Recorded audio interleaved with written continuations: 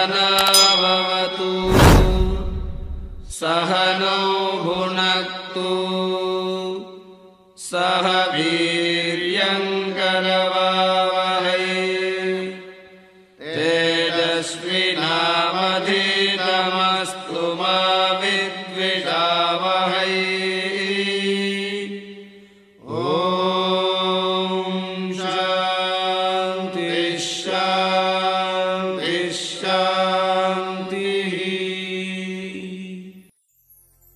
रामकृष्ण हरी।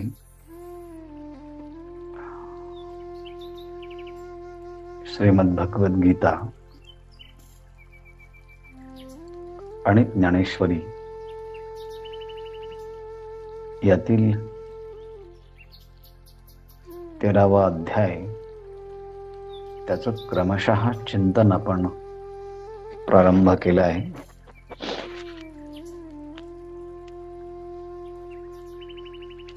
सुरुवातीच्या 6 ओव्यांच्या मध्ये ज्ञानेश्वर महाराजांनी नमस्कार रूप मंगल केले आहे। आरंभच जर मंगलाने केला तर उर्वरित आयुष्यामध्ये मंगलच प्राप्त होत असतं। अमंगल्याचा स्पर्श होत नाही। मंगल काय आहे तर श्री गुरूंचे श्रीचरण बंधू, आपल्या अंतःकरणामध्ये असणारा जो आत्मा चेतन तत्व, तेच श्री गुरूंचं स्वरूप मानलं आणि त्यांचं वंदन केलं तर संपूर्ण विद्या आणि त्यातही अध्यात्म विद्या याचा आश्रय नमस्कार करणारा बनतो। सकळ विद्यांचे अधिकरण होय। तत्वज्ञानाच्या बरोबरच धर्मशास्त्र याचा विचार ज्ञानेश्वरीच्या माध्यमातून आपण शिकतोय।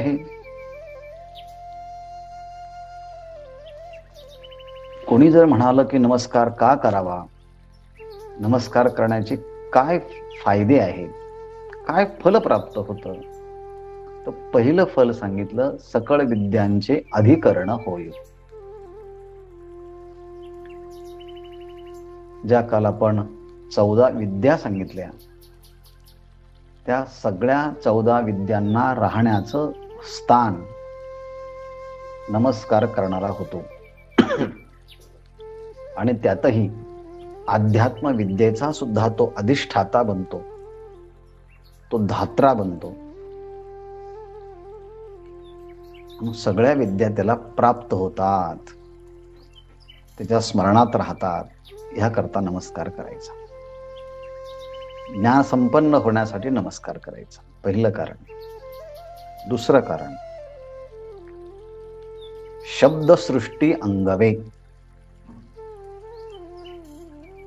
संपूर्ण शब्दसृष्टी,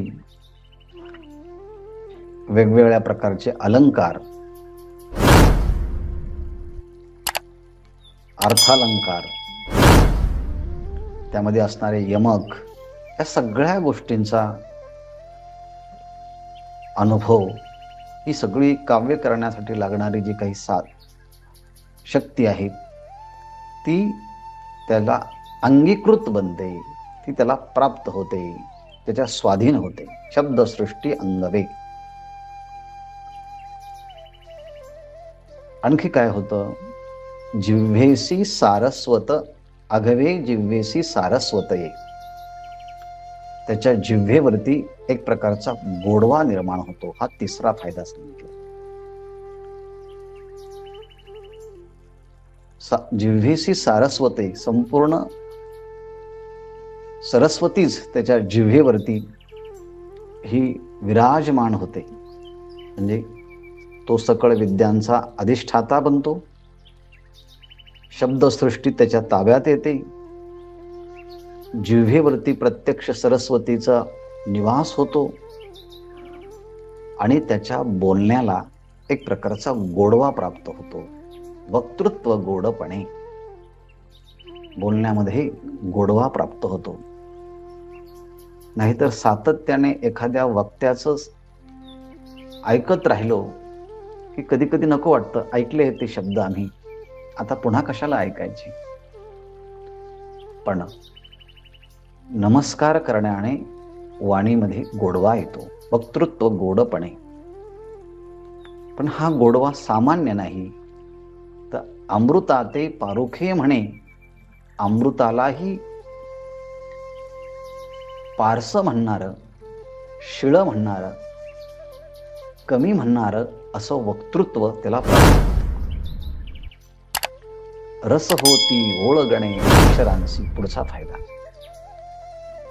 अक्षरांसी रस ओळंगणे होती. त्याचे जे मुखातून अक्षर निघतात त्या अक्षरांना हे नवरस शरण येतात, स्वाधीन होतात, त्याचे सेवक बनतात. काल आपण ह्या नवरसांचा संक्षिप्त विचार केला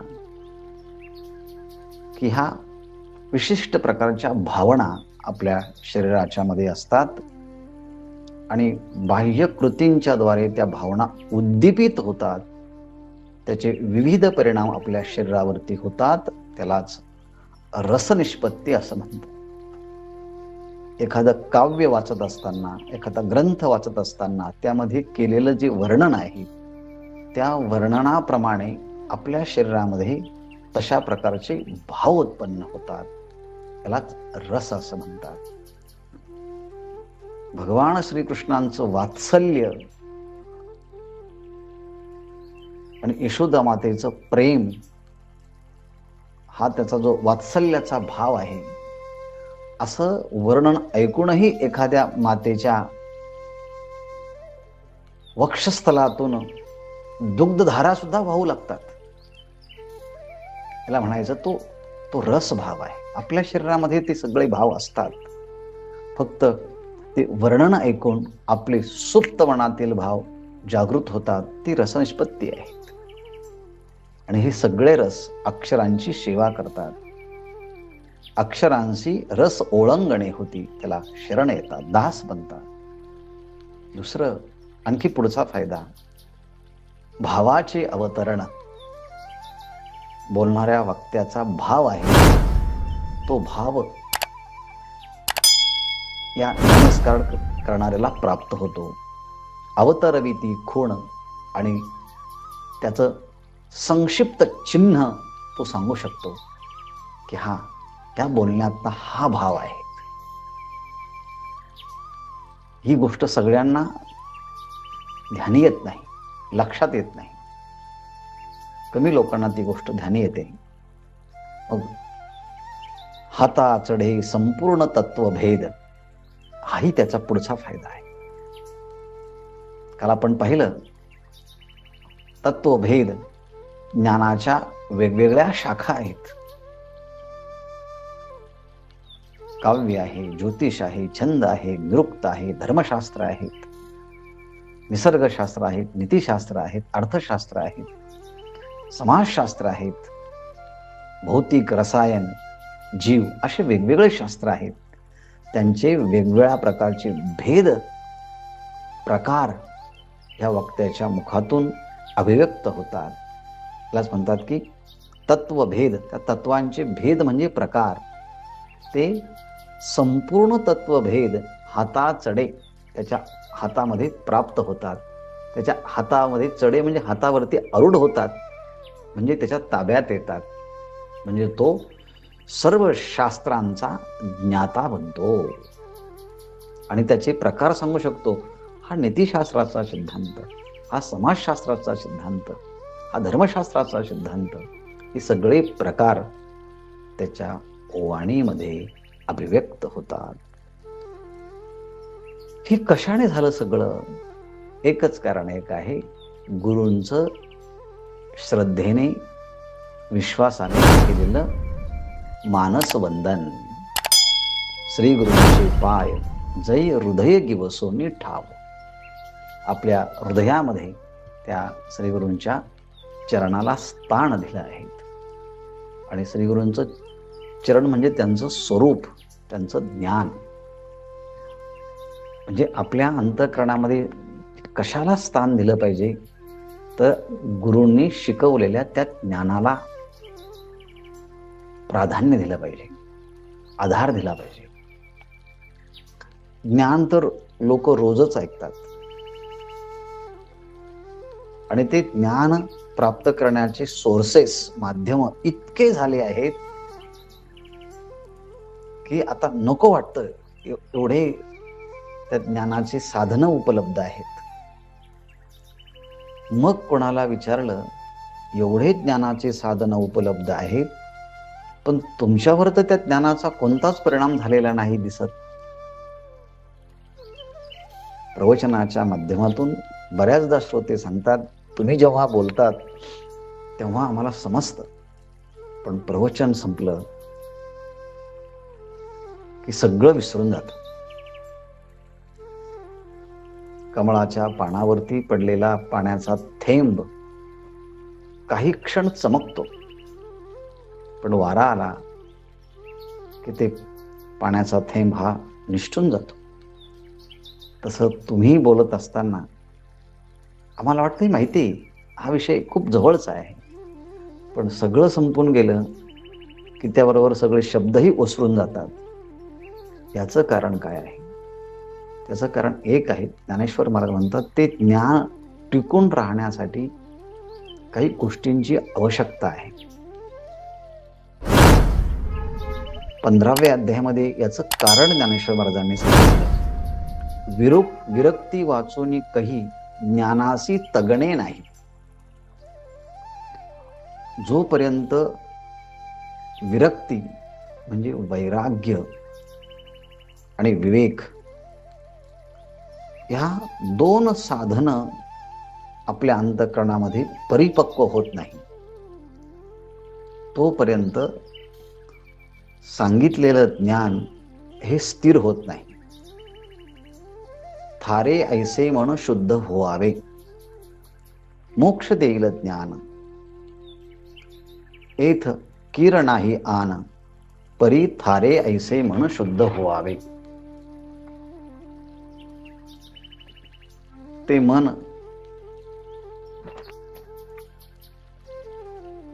शुद्ध होणं अत्यंत आवश्यक आहे. विरक्ती म्हणजे काय? ज्ञानेश्वर महाराजांनी सांगितलं, जेवताना जेवणाऱ्याच्या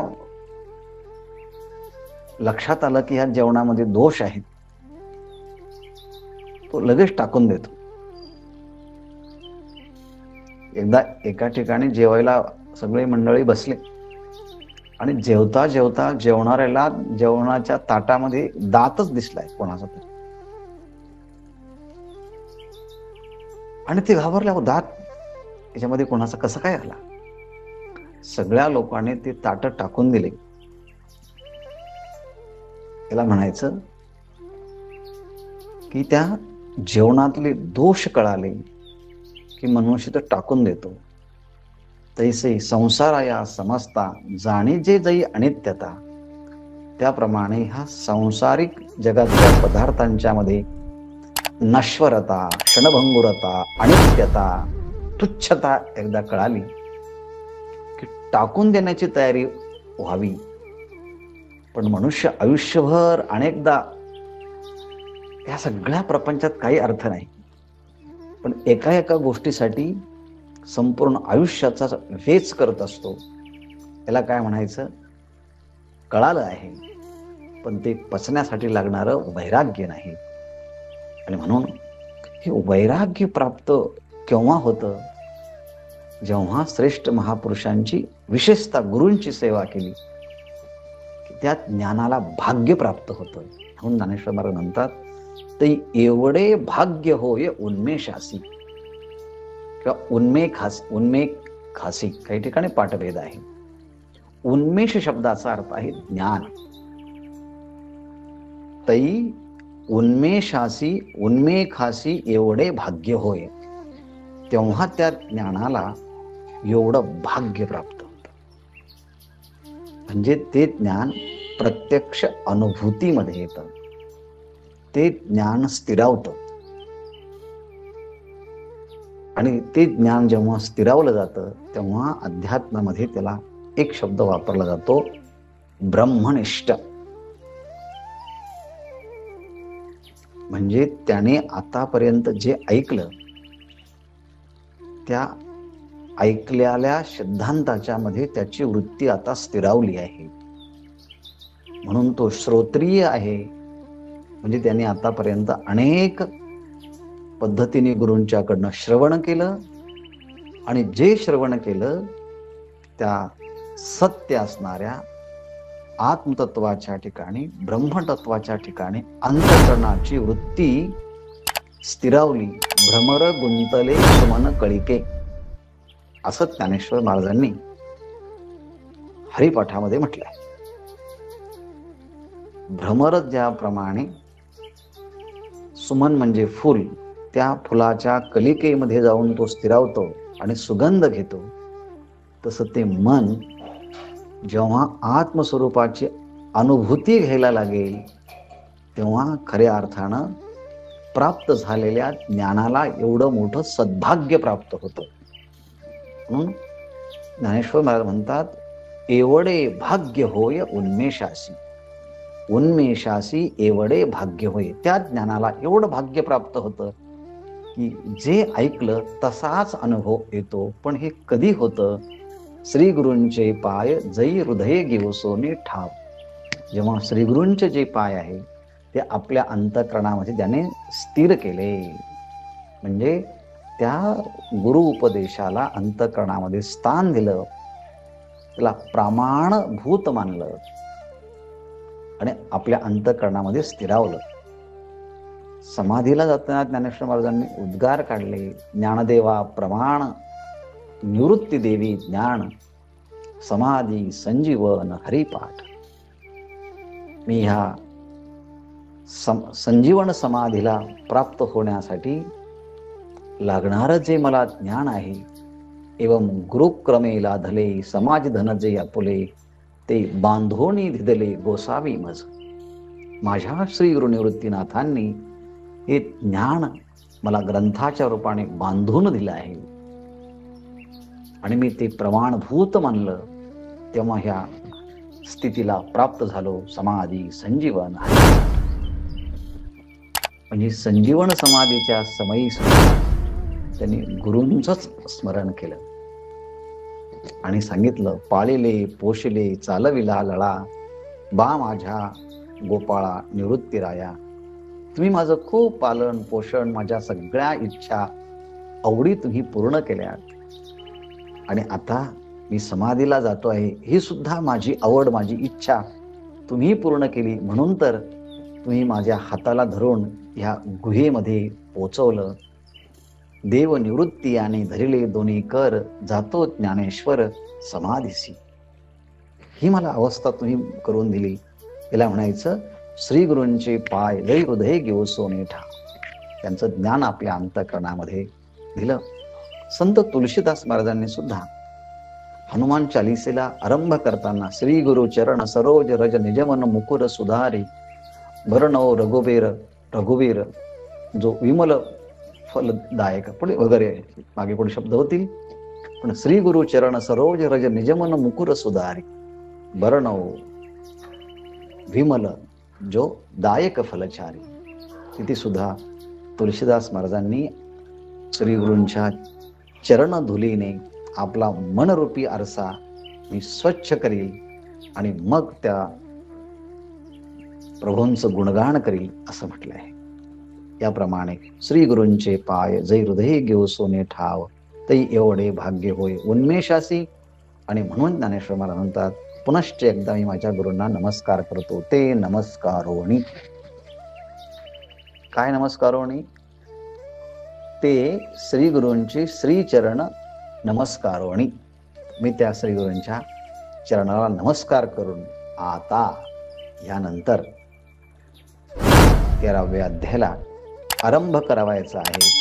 मग 13व्या अध्यायाला आरंभ करताना भगवंताने प्रत्यक्ष बोलायला सुरुवात केली. इथे काही प्रश्न नाहीये. 13व्या अध्यायामध्ये प्रत्यक्ष भगवंताचं बोलणं आहे. पण ज्या भगवान श्रीकृष्ण 13व्या अध्यायामध्ये बोलण्याकरता प्रारंभ करतायत त्या भगवान श्रीकृष्णांची ओळख ज्ञानेश्वर महाराज करून देत आहेत. तो भगवान कृष्ण कोण आहे?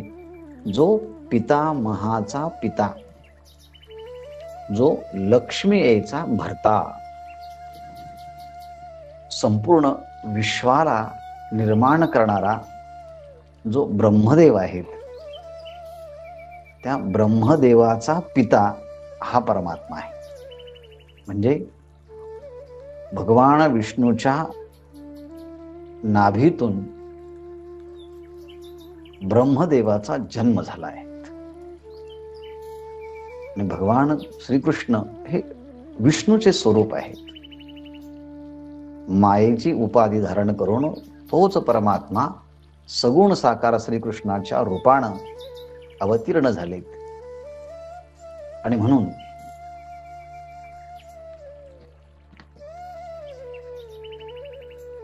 ज्ञानेश्वर महाराज ओळख करून देतात. हा परमात्मा कोण आहे? हा पिता आहे. जो पितामहाचा पिता, जो पितामहा म्हणजे ब्रह्मदेव, त्या ब्रह्मदेवाचा सुद्धा हा पिता आहे.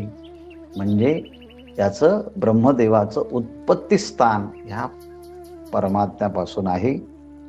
तो आता काय म्हणणार आहे आपण ऐकणार आहोत. दुसरी ओळख करून दिली, लक्ष्मीचा भर्ता.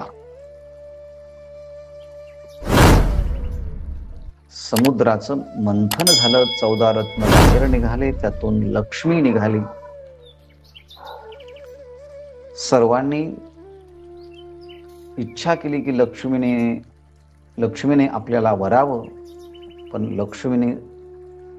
लक्ष्मी या सर्वांना देव दानवांना डावलून भगवान श्री विष्णूच्या जवळ आली आणि लक्ष्मी स्थिरावली मुकुंदी जैशी.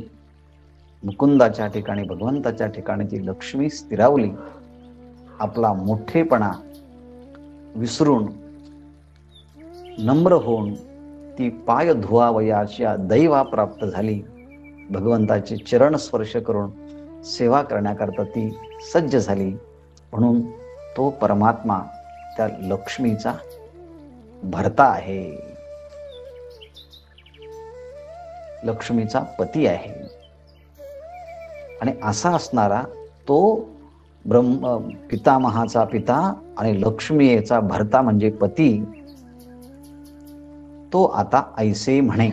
तो आता अशा प्रकारे बोलण्याकरता प्रारंभ करतो आहे. म्हणून श्री भगवान वाच, ज्यांच्या ठिकाणी यश, स्त्री, औदार्य, ज्ञान, वैराग्य, ऐश्वर्य हे 6 प्रकारचे भग म्हणजे ऐश्वर्य हे ज्यांच्या ठिकाणी राहतात त्याला भगवान असं म्हणतात.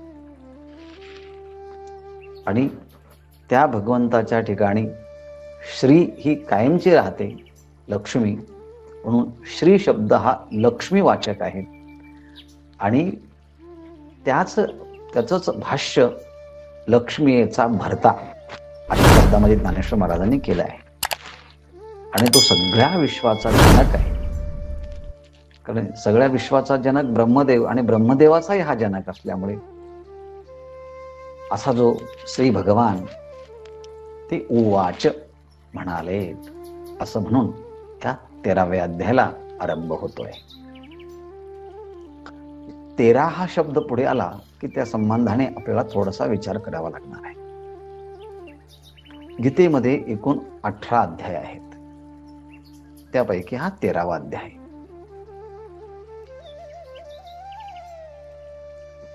ह्या सगळ्या 18 अध्यायांचं 3 भागामध्ये विभाजन केलेलं आहे. 1 ते 6 हा एक भाग, हा एक विभाग. 7 ते 12 हा दुसरा विभाग. आणि 13 ते 18 हा तिसरा विभाग. 13वा अध्याय हा तिसऱ्या विभागातला पहिला अध्याय आहे.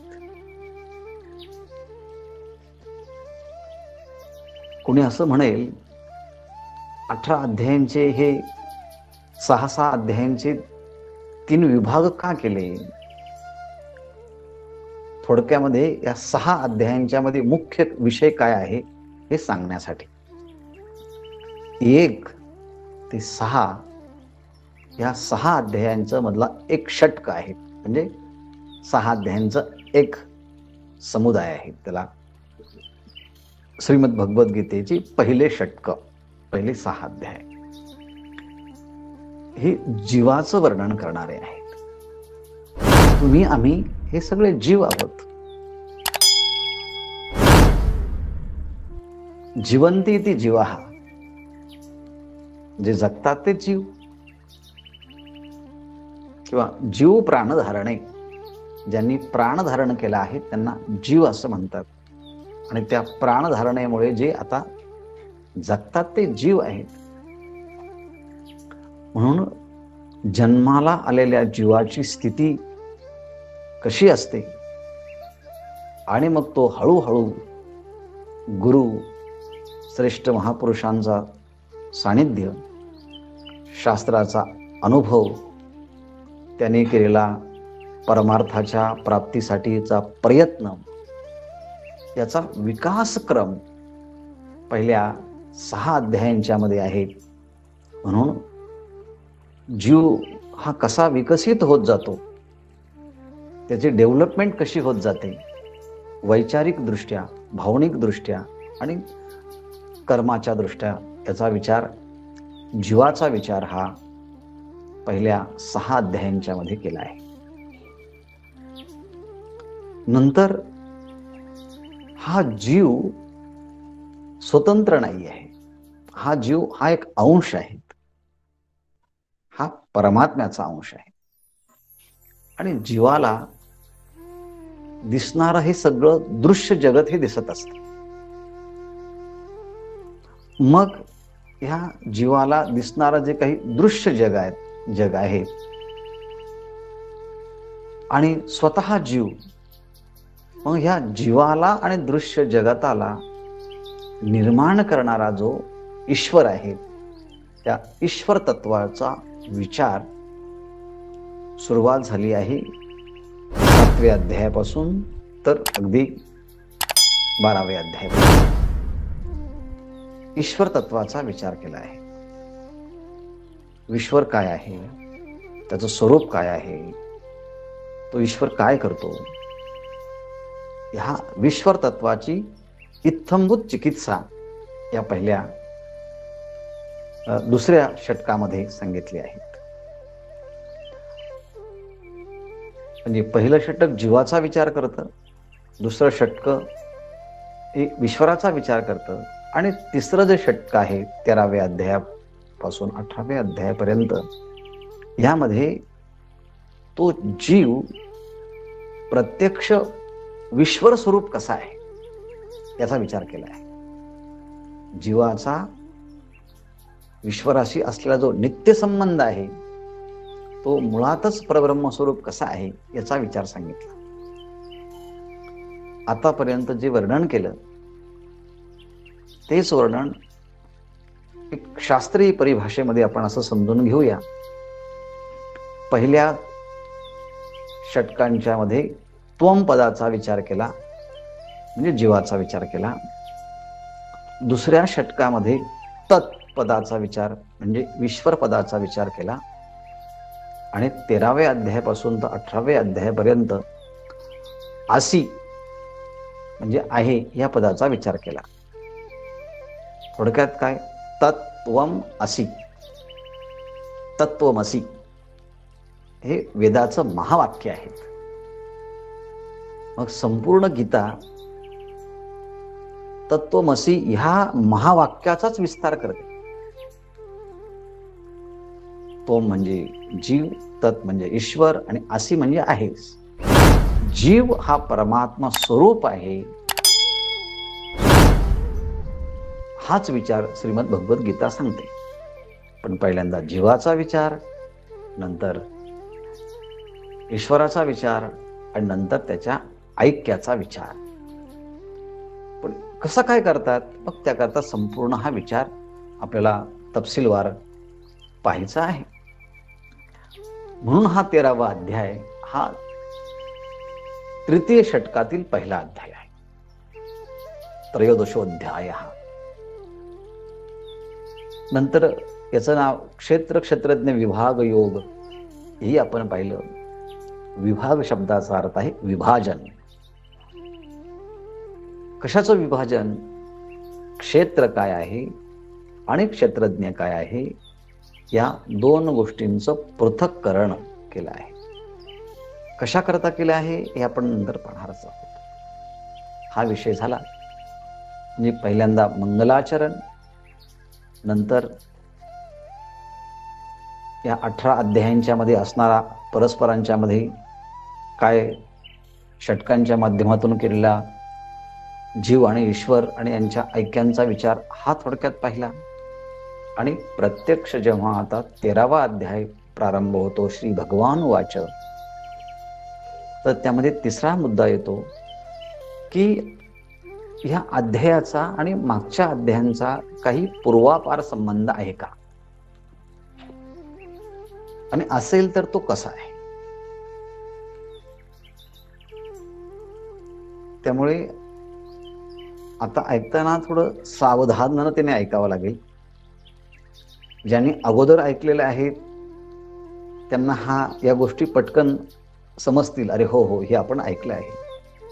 पण ज्यांनी अगोदर ऐकलं, पहिल्यांदाच हा 13वा अध्याय ऐकत आहे, त्यांना ही समजेल की ह्या अध्यायाचा अगोदरचा आणि ह्या अध्यायाचा आता काय संबंध आहे. म्हणून त्यांची जिज्ञासा परिपूर्ती, आणि ज्यांनी आतापर्यंत हे अध्याय ऐकले आहेत त्यांना अभ्यास या अंगाने आपण विचार करणार आहोत. याला आपण अध्याय संगती म्हणू. ह्या अध्यायाची संगती मागच्या विषयाशी. या अध्यायाची संगती 2 पद्धतीने सांगितली आहे. या अध्यायाचा संबंध मागच्या 7व्या अध्यायाशी आहेत. ह्या अध्यायाचा संबंध आता लगेचच मागे जो 12वा अध्याय संपला त्या 12व्या अध्यायाशी आहे. आणि ह्या अध्यायाचा संबंध पुढे जाऊन 15व्या अध्यायाशी सुद्धा लागणार आहे. म्हणून आपण गेल्या 2 वर्षांपासून ज्ञानेश्वरीचं चिंतन करतो. त्यात आपण 7वा अध्याय पण अभ्यासला, त्यात आपण 12व्या अध्याय पण अभ्यासला, आणि त्यात आपण 15वा अध्याय सुद्धा अभ्यासला आहे. त्यामुळे सगळे विषय आपल्या डोळ्यासमोर येणं अत्यंत आवश्यक आहे. नाही आले तर आपण आणून देण्याचा प्रयत्नच करत आहोत, त्यामुळे तीही काळजी करण्याची काही आवश्यकता नाही. 7वा अध्याय, तिथे भगवंतांनी आपलं स्वरूप सांगितलं आहे. आणि आपलं स्वरूप सांगत असताना भगवंतांनी आपल्या 2 प्रकारच्या प्रकृतींचा विचार सांगितला आहे. म्हणून 7म अध्याये 2 प्रकृती सूचिते, त्या 7व्या अध्यायामध्ये 2 प्रकारच्या प्रकृती सांगितल्या. एक आहे अपरा प्रकृती आणि दुसरी आहे परा प्रकृती. अपरा प्रकृती जी आहेत ती 8 प्रकारची सांगितली आहे. भूमिरापो नलो वायो खम मनो बुद्धिरेव च अहंकार इति यम्मे भिन्ना प्रकृती अष्टदा. पंचमहाभूत भूमिरापो नलो वायू खम मनो बुद्धिरेव च, बुद्धी अहंकार, अर्थात ही 8 प्रकारची जी प्रकृती आहे ती कोणाची आहे? ती ईश्वराची प्रकृती आहे.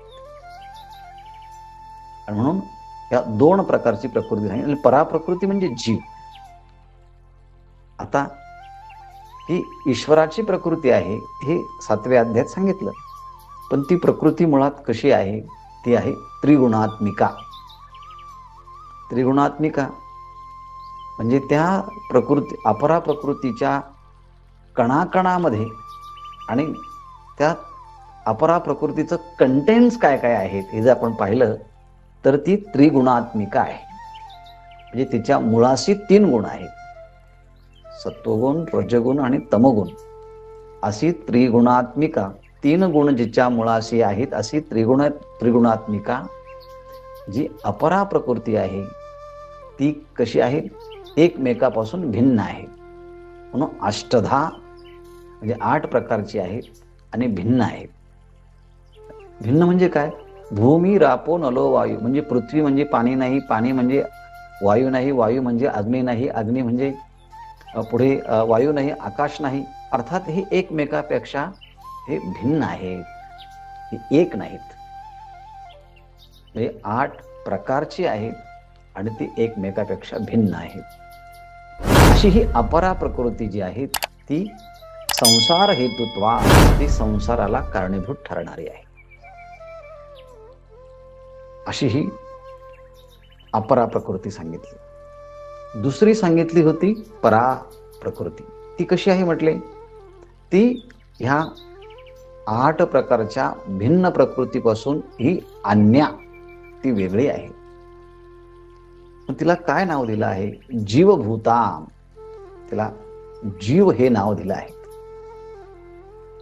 ज्या प्रकृतीला पराप्रकृती असं म्हटलं आहे आणि जीव हे नाव सांगितलं आहे, त्याच जीवाला ह्या 13व्या अध्यायामध्ये क्षेत्रज्ञ लक्षणा, त्यालाच इथे क्षेत्रज्ञ असं म्हटलं आहे. या 13व्या अध्यायामध्ये क्षेत्रज्ञ विभाग योग, म्हणजेच 7व्या अध्यायामध्ये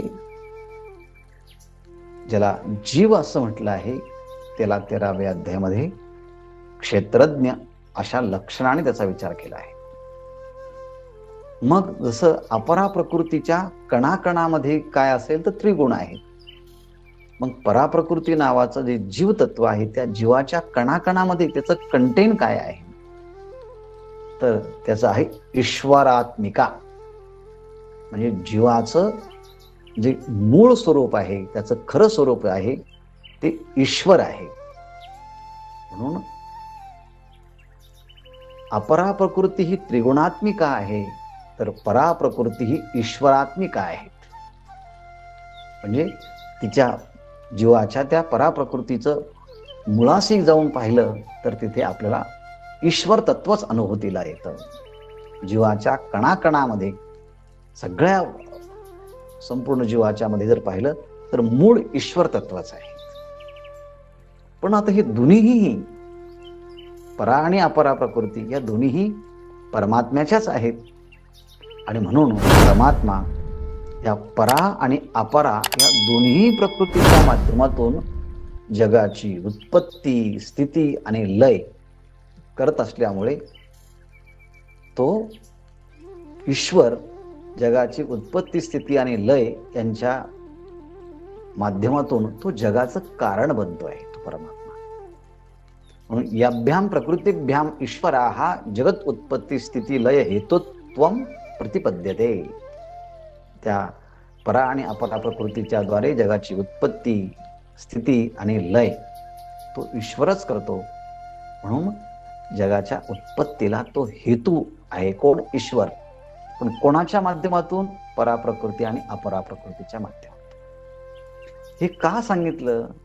त्याचं कारण अपरा प्रकृती, अष्टदा भिन्न अपरा प्रकृती म्हणून जिचं वर्णन 7व्या अध्यायामध्ये केलं, त्याच अपरा प्रकृतीला ह्या 13व्या अध्यायामध्ये क्षेत्र ह्या नावाने संबोधलं जाणार आहे.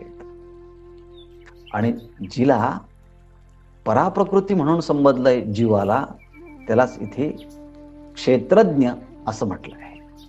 आणि म्हणून क्षेत्रज्ञ लक्षण, त्या क्षेत्र आणि क्षेत्रज्ञाचं लक्षण आता सांगणार आहे की जे वर्णन 7व्या अध्यायामध्ये अपरा प्रकृती आणि पराप्रकृती केलं आहे, त्याचंच आता क्षेत्र आणि क्षेत्रज्ञ या दोन क्षेत्रज्ञ लक्षण प्रकृती द्वय निरूपणद्वारेण या क्षेत्र आणि क्षेत्रज्ञ दोन्हींच्या उपाधीच्या द्वारे वर्णन करणार आहे. पण या दोन्ही उपाधी कोणाच्या आहे? 7व्या अध्यायामध्ये सांगितलं, भगवंत म्हणतात की ह्या दोन्ही उपाधी ह्या माझ्या आहेत, म्हणजे मी त्यापेक्षा वेगळा मोठा आहे. आणि म्हणून तद्वतः त्या दोन्ही उपाधी ज्या ईश्वराच्या आहे, त्या ईश्वराचं स्वरूप काय आहे, त्याचं खरं तत्व काय आहे, त्याचं तत्व, ईश्वराच्या संबंधीचं तत्वज्ञान काय आहे. म्हणून ईश्वरस्य तत्व निर्धारणाय क्षेत्राध्याय आरभ्यते. म्हणून त्या क्षेत्र आणि क्षेत्रज्ञ याचा विचार करून याच्यापेक्षा असणारं जे ईश्वर तत्व आहे, त्या ईश्वर तत्वाचं स्वरूप काय आहे हे सांगण्याकरता ह्या 13व्या अध्यायाचा आरंभ केला आहे. म्हणून ह्याचा 13व्या अध्यायाचा संबंध मागे 7व्या अध्यायाशी आहे. अहो पण म्हटले हा 13वा अध्याय 12व्या अध्यायानंतर समाप्त झाला, मग तुम्ही संबंध तर पार मागच्या 7व्या अध्यायांशी सांगितला, निकटचा जो 12वा अध्याय त्याच्याशी याचा संबंध असला पाहिजे ना. हो हो म्हटले आहे ना, याच्याशी सुद्धा संबंध आहे. मग कसा संबंध आहे तुम्ही सांगाल का? हो, आचार्यांनी ही गोष्ट सुद्धा सांगितली. म्हटले मागचा जो अध्याय आहे तो नुकताच झालेला 12वा अध्याय आहे. त्या 12व्या अध्यायाच्या 13व्या श्लोकापासून तर अगदी शेवटपर्यंत भक्त लक्षणांचा विचार सांगितला आहे. अद्वेष्टा सर्वभूतानां मैत्रः करुण एव च निर्ममो निरहंकार, इथून आरंभ करून एत धर्म्यामृतमिदं यथोक्तम परिउपासते, अशा अध्याय समाप्तीपर्यंत हे लक्षण सांगितले आहेत, भक्तांचे लक्षण. कोणत्या भक्तांची लक्षणं सांगितले आहेत? सगुण भक्तांचे लक्षणं सांगितले का निर्गुण भक्तांचे लक्षणं सांगितले? कारण तेथे संबंधच सगुण आणि निर्गुण ह्या भक्तांच्या संबंधाने प्रश्न निर्माण झालेला होता. पण ते लक्षण अक्षर स्वरूप असणाऱ्या निर्गुण निराकार तत्वाची उपासना करणाऱ्यांचे तेच लक्षण आहेत. आणि सगुण साकारा परमात्म्याची उपासना करणारे सगुण उपासकांचे आणि निर्गुण उपासकांचे दोन्ही भक्तांचे ते लक्षण आहे. आणि म्हणून ते लक्षण फक्त भक्तांचेच नाही, तर ते लक्षण ज्ञानी महापुरुषांचे आहेत. म्हणजेच ते संन्यासी महात्म्यांचे आहेत. की असे लक्षण असल्यानंतर ते ह्या जगामध्ये वर्तन कसं करतात. तत्वज्ञानीनाम संन्यासीनाम निष्ठाम यथा ते वर्तन्ते इति एतत् उत्तम. अशा प्रकारे त्या लक्षणाने युक्त असणारे ते वर्तन कसे करतात या सृष्टीमध्ये, त्याचं वर्णन 12व्या अध्यायामध्ये केलं. पण ते वर्तन तसं का करतात, त्यांच्या जवळ कोणतं ज्ञान असतं की ज्या ज्ञानाच्या द्वारे तसं वर्तन करतात. म्हणून केन पुन्हा ते तत्वज्ञानेन युक्ताः, ते भक्तांचे जे लक्षण सांगितले ते ज्ञानाचे, ज्ञानी पुरुषाचे, संन्याशांचे लक्षण आहेत. आणि ते सगुण भक्ताचेही लक्षण आहेत आणि निर्गुण भक्ताचे लक्षण आहेत. म्हणून सगुण उपासक जो असतो, आपल्या जीवनामध्ये जे काही घडत आहे ते भगवंताची इच्छा म्हणून तो स्वीकारतो, म्हणून त्या लक्षणांचा स्वीकार करतो. अद्वेष्टा सर्वभूतानां. आणि ज्ञानी महापुरुषांच्या दृष्टीने पाहिलं, जग हे नाहीच, परमात्माच आहे या भूमिकेतून असतं. पण असं जे लक्षणांच्या द्वारे वर्तन करतात ते भगवत भक्त, त्यांच्या ठिकाणी कोणतं ज्ञान असतं. म्हणून केन पुन्हा ते तत्वज्ञानेन युक्ता, पुन्हा ते कोणत्या तत्वज्ञानाने युक्त असतात की ज्यामुळे यथोक्त धर्माचरणात भगवतः प्रिया भवंती. आणि म्हणून ते भगवंताला अतिशय प्रिय बनतात की ज्या तत्वज्ञानाच्या मुळे ते भक्त भगवंताला अतिशय प्रिय बनतात, त्या तत्वज्ञानाचा विचार या अध्यायामध्ये केला आहे. म्हणून अयम अध्याय आरभ्यते, म्हणून या अध्यायाचा आरंभ केलेला आहे.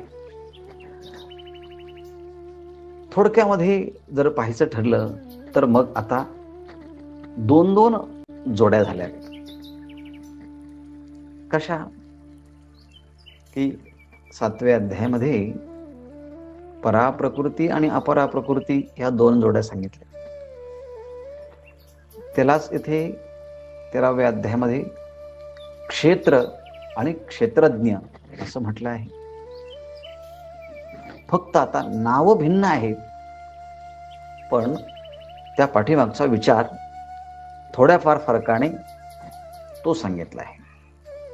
तसाच ह्या 13व्या अध्यायामध्ये क्षेत्रज्ञाचा विचार सांगणार आहे. नंतर ज्ञान लक्षणांचा विचार सांगणार आहे. नंतर अज्ञानाचा विचार सांगणार आहे. आणि त्यानंतर शेवटी आणखी एक जोडी सांगणार आहे, ती म्हणजे प्रकृती आणि पुरुष. प्रकृती तत्व काय आहे आणि पुरुष तत्व काय आहे यांचा विचार सांगणार आहे. 15व्या अध्यायामध्ये सुद्धा दोन जोड्या सांगितल्या आहेत. द्वाविमौ पुरुषौ लोके शरश्च अक्षर एवच. तिथे सुद्धा क्षरपुरुष आणि अक्षर पुरुष सांगितला आहे. तिथे सुद्धा या अक्षर आणि अक्षर पुरुषांचा विचार केला आहे. पण त्यापेक्षा परमात्मा हा उत्तम पुरुष आहे. उत्तम पुरुषस्त्वन्य परमात्मा इति उदावृतः. अशा प्रकारे ह्या चार जोड्या, आपण नाव भिन्न भिन्न आहेत पण विचार मात्र तोच वेगवेगळ्या फरकाने वेगवेगळ्या पद्धतीने सांगितला आहे. परापरा प्रकृतीची एक जोडी ही 7व्या अध्यायामध्ये, क्षेत्रज्ञाची जोडी ही 13व्या अध्यायामध्ये, प्रकृती पुरुषाची जोडी पुन्हा 13व्या अध्यायामध्ये, आणि अक्षर पुरुष हे दोन्ही पुरुष एकच आहेत पण त्यापेक्षा परमात्मा हा वेगळा आहे. मग असा जो या सगळ्या जोड्या, ह्या प्रकृती ह्या परमात्म्याच्या आहेत आणि परमात्मा हा अधिष्ठाता आहे. म्हणून पराप्रकृती अपराप्रकृती क्षेत्रज्ञ प्रकृती पुरुष क्षर आणि अक्षर यांना जाणता जाणता यांच्या जाणण्यामध्ये खरा पुरुषार्थ नाही, तर ह्या सगळ्या प्रकृती ज्या ईश्वराच्या आहेत त्याचं स्वरूप जाणून घेऊन ते स्वरूप जीवाला माझं स्वरूप आहे असं लक्षात यावा, याकरता जीव ब्रह्माची एकता प्रतिपादन करणं हा मुख्य भाग आहे. आणि म्हणून हे गीतेचा ज्ञानेश्वरीचा अभ्यास करताना हे शब्द जरी भिन्न भिन्न आले तरी सुद्धा आपल्याला ती गोष्ट ध्यानात येणं अत्यंत आवश्यक आहे. आता आपण प्रकृती पुरुषाचा विचार या ठिकाणी करणारच आहोत. पण ही प्रकृती त्रिगुणात्मिका आहे. आता मगाशी मी सांगितलं, त्रिगुणात्मक असणारी जी प्रकृती आहे तिचा परिणाम जर आपण पाहिला तर ती प्रकृतीच या जगाच्या रूपानं परिणित झाली आहे.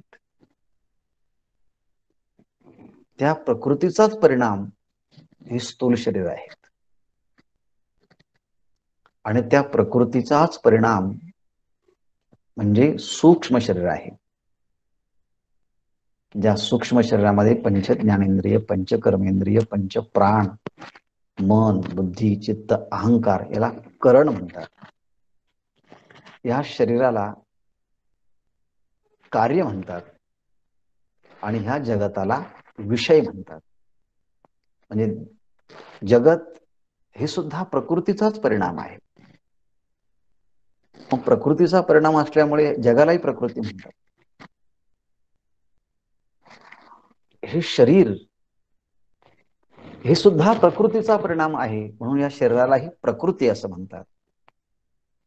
आणि आपले इंद्रिय, मन, बुद्धी, चित्त, पंच ज्ञानेंद्रिय, पंच कर्मेंद्रिय, पंचप्राण हा सुद्धा त्या त्रिगुणात्मक प्रकृतीचाच परिणाम आहेत, म्हणून तीही प्रकृतीच आहे. ह्याप्रमाणे त्रिगुणात्मक असणारी प्रकृती सर्व कार्य करण विषय कारेण परिणता, ती प्रकृतीच शरीराच्या रूपाने परिणाम पावली, जगाच्या रूपाने परिणाम पावली आणि सूक्ष्म शरीर आहेत त्या रूपाने सुद्धा ती प्रकृतीच परिणामाला पावली आहे. ही जी प्रकृती आहे ही जेव्हा जगाच्या रूपाने परिणित होते, तिचं पुरुषार्थ, तिला काय हेतू काय आहे, कोणत्या कारणासाठी ती परिणित झाली आहे, तर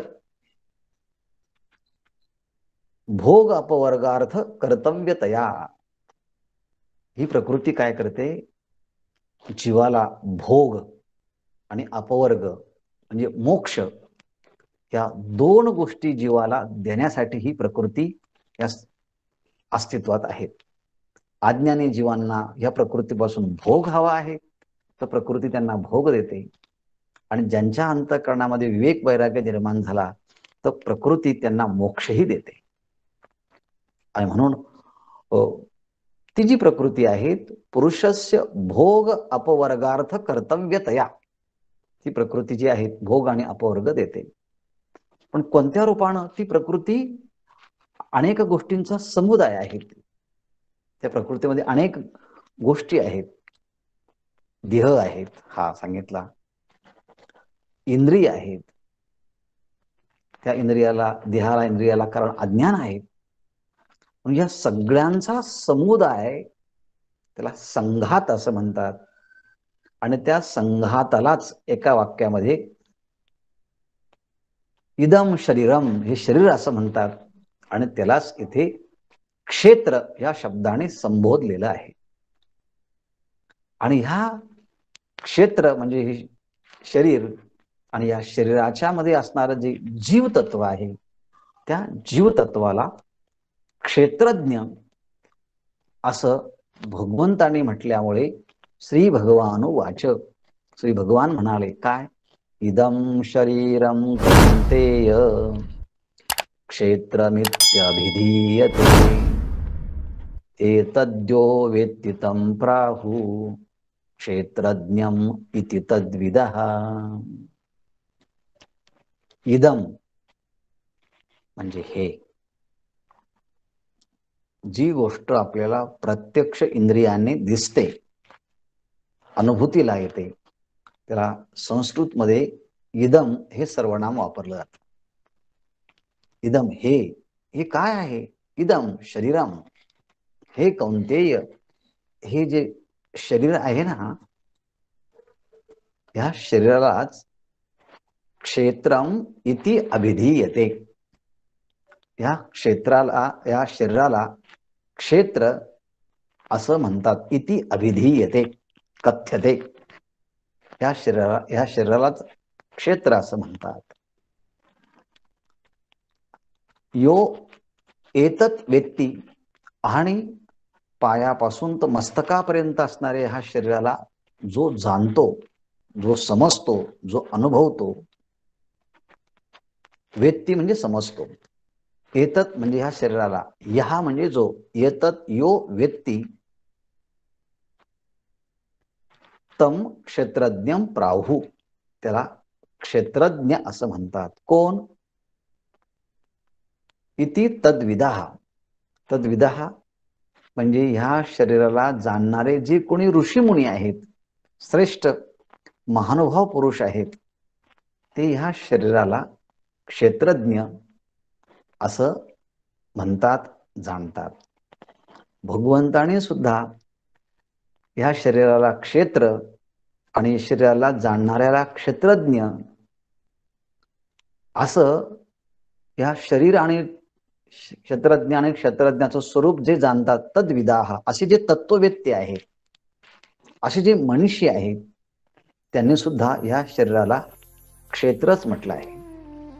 म्हणजे भगवंत सुद्धा ऋषी मुनींचा आधार घेतात. त्या महापुरुषाने तत्ववेत्यांनी तद्विदाः, तत् नाम शरीर आणि जीव यांना जाणणारे जे तत्ववेत्ते आहेत, ते सुद्धा या शरीराला क्षेत्र आणि शरीराला जाणणारा जो आहे त्याला क्षेत्रज्ञ असं म्हणतात. असं भगवंताने तत्ववेत्यांचा आधार देऊन सांगितला. असा ह्या श्लोकाचा थोडक्यात अर्थ आहे. इदं शरीरं कौन्तेय क्षेत्रमित्यभिधीयते एतद्यो वेत्ति तं प्राहु क्षेत्रज्ञं इति तद्विदः. प्रश्न येतो, ह्या देहाला क्षेत्र म्हणण्याने तुम्हाला काय साध्य साधावयाचं आहे? आणि ह्या शरीरामध्ये राहणारा जो चेतन जीव, ज्याला तुम्ही पराप्रकृती 7व्या अध्यायामध्ये म्हटले, त्याला तुम्ही ते क्षेत्रज्ञ असं नाव दिलं, तेव्हा क्षेत्रज्ञ नाव देण्याने तुम्हाला काय साध्य साधावयाचं आहे? याचा जो मार्मिक आणि तात्विक विचार आहे, तो विचार आपण उद्या पाहूया. आज आपण येथे थांबूया आणि हे चिंतन झाल्यानंतर झोपताना त्याचं स्मरण करायचं, आपण काय ऐकलं आहे. आणि उद्या ऐकताना सुरुवात होण्याच्या अगोदर 5 मिनिटं थोडं शांत बसून काल आपण काय ऐकलं याचं स्मरण करायचं. म्हणजे आपल्याला जे सुरुवात होतं प्रवचन ते ऐकण्याकरता मदत होते आणि पटकन समजतं. नाहीतर धावत पळत येऊन 8:30 वाजले म्हणून घाई गर्दीने येणं आणि मग ते लॉग इन होणं आणि मग ऐकणं, त्यामध्ये अंतःकरणाला स्थिरता, अंतर्मुखता येण्यासाठी बराच वेळ लागतो. आणि म्हणून 10 मिनिटं आधी 5 मिनिटं आधी शांत बसून त्याचं स्मरण करत 8:30ला आपण जर जॉईन झालो तर मग आपल्याला 2दा तुम्ही स्मरण केलेलं असतं. पाठ झाल्यानंतर संध्याकाळी आणि उद्या सकाळी.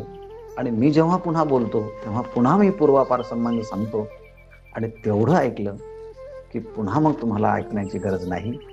हा एवढा विषय आपला पक्का होतो. तूर्त आपण थांबूया. ओम पूर्णमदः पूर्णमिदं पूर्णात् पूर्णमुदच्यते पूर्णस्य पूर्णमादाय पूर्णमेवावशिष्यते. ओम शांती शांती शांती. आपल्याला नेहमी नवीन अध्याय प्रारंभ करताना थोडा सावकाश आपण करतो, त्याला वेळ लागतो. पण एकदा सुरू झालं की मूळ संकल्पना कळाल्या की मग आपण वेगाने पुढे चिंतन करतोय. थांबूया इथे. डॉक्टर साहेब बोलतील. ओम पूर्णमदः पूर्णमिदं पूर्णात् पूर्णमुदच्यते पूर्णस्य पूर्णमादाय पूर्णमेवावशिष्यते.